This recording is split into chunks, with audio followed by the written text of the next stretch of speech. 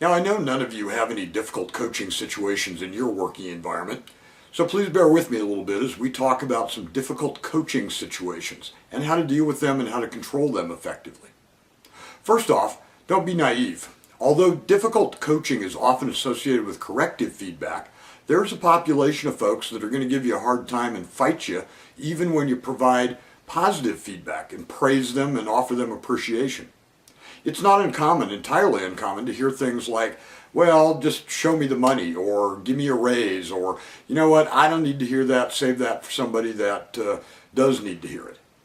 In those kind of situations related to positive feedback, be resolute and make sure that you redirect and say, look, we're not here to talk about your compensation, we're not here to talk about money, I just wanted to tell you you were doing a good job, thank you, and keep it up. Make sure that you don't buy into their objections and continue to provide them positive feedback when they're doing something well. Those type of comments, by the way, tend to be pretty symptomatic of an environment that has been lacking positive feedback in the past. Now on to some of the more difficult situations in corrective coaching. First thing I need to talk to you about is maintaining control of that coaching environment. You may well have to stop, interrupt, and tell people that you're interacting with to please be quiet until you're done.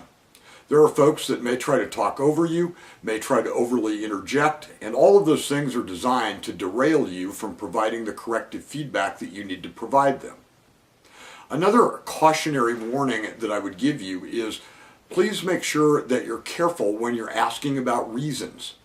You know, sometimes reasons can be very important and other times they can be absolutely meaningless. If you ask, for example, in a corrective coaching session, if you say, look, Bob, you've been late. Why have you been late? Chances are you're going to hear one of three things. You're going to hear denial that the event occurred. Secondly, you could hear some type of blaming it on others, or in some cases even blaming it back on you.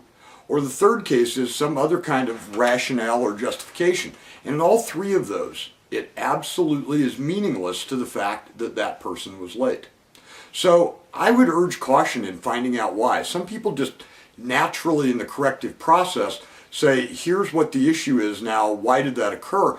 I'm not sure that that's always meaningful, and I'm certainly sure it isn't always helpful. It's also a case that can turn a 30 to 40 second coaching interaction into a 10 to 15 minute debate process where a lot of the power and authority is shifted to the team member and not held on to by the leader. The other thing I'll tell you, one last final tip related to difficult team members. If you're ever faced with hyper-emotionalism, and that'll kind of come in two different ways. That could be the person that kind of breaks down and cries, is very, very sad, very, very disappointed, or the individual that is very, very angry and very, very upset. In both of those cases, you don't want to try to work through or coach through the fog of emotion.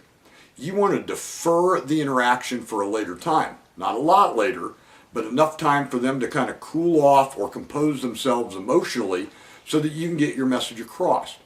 Saying something like, why don't we take a little bit of 10 minutes out and you can compose yourself and we'll pick back up, is a perfect way to do that.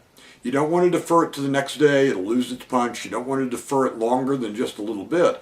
But if you need somebody to compose or calm down a bit, that's a great way to pre-diffuse the situation.